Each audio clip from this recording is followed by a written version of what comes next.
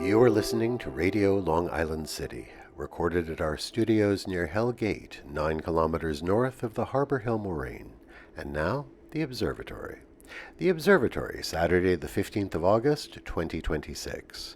It is 55 days after the summer solstice. It is 38 days before the autumnal equinox. By the Roman Catholic calendar, today is the feast of the Assumption of the Virgin Mary. In today's episode, feathers, Crisco shortening, the Woodstock Festival, Julia Child, and more. Today's forecast, mostly sunny, high near 85 degrees Fahrenheit, 29.4 Celsius, northeast wind 6 to 8 miles per hour. The sun rises today at 6:06 a.m. Solar noon takes place today at 1 p.m. The sun sets today at 7:54 p.m. Civil twilight ends at 8:23 p.m. and nautical twilight ends at 8:59 p.m. The length of daytime today is 2 minutes 22 seconds shorter than yesterday. The moon is in its waxing crescent phase and is 11% full at midday. The moon rises today at 9:22 a.m., and then it sets at 9:16 p.m. These are the predicted tides today for Horns Hook.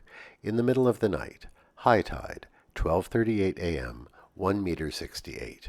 In the morning, low tide, 6:38 a.m., 3 centimeters. In the afternoon, high tide, 1:09 p.m., 1 meter 74. In the evening, low tide, 7:05 a.m., 12 centimeters. In our shared realm of plants and animals, pigeon molting season is upon us. Have you noticed? All over the neighborhood you see discarded feathers. The molt replaces last year's feathers, now worn and disheveled, with brand new, strong feathers for the coming cold weather. It's a delicate time for pigeons. The process takes a lot of energy, and during the molt they may have impaired balance as old feathers drop out and new ones grow in. People who keep pigeons are careful to handle them less during this stressful time and give them a high-protein diet with healthy fats like cod liver oil. Our street pigeons have to brave it out on their own. Commemorations. On this day in 1911, Crisco was introduced to the public by Procter & Gamble.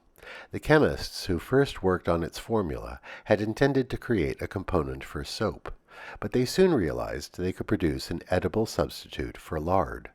The pure white hydrogenated cottonseed oil lasts for up to a year after the can has been opened, not needing refrigeration. The name Crisco is derived from the term crystallized cottonseed oil. What better symbol of 20th century foodways, with its use of science to create new ways to cook and to eat. On this day in 1969, the Woodstock Music and Art Fair opened in a field upstate in Bethel, New York. Billed as an Aquarian exposition, 3 days of peace and music, it attracted 460,000 people. The field was crowded, and there was inadequate sanitation and food. But the crowds, muddy in the sporadic rain, enjoyed 32 acts who performed over the course of the festival. It remains one of the largest music festivals in history, and it perhaps encapsulates some of the best of 1960s counterculture. Max Yasgur, the conservative dairy farmer who provided the space for the festival, said afterwards, "The important thing you've proven is that 500,000 young people can get together and have 3 days of fun and music, and nothing but fun and music." And Jimi Hendrix, who was the closing act at the festival, wrote this, 500,000 halos outshined the mud and history. We washed and drank in God's tears of joy. Today we remember Julia Child, born this day in 1912 in Pasadena, California. Did you know that during World War II she joined the Office of Strategic Services? Her height, 6'2", meant she couldn't join the women's branches of the Army or Navy. One project she worked on was the development of shark repellent. Underwater explosives kept being set off by curious sharks. She cooked up various concoctions, and her experimental shark repellent is in use to this very day. After the war, she married Paul Child, and they would be stationed in France by the Foreign Service. In 1951, Julia Child had graduated from the Cordon Bleu cooking school in Paris. Her book, Mastering the Art of French Cooking, was published in 1961, and her cooking show, The French Chef, aired its first episode on WGBH-TV in 1962.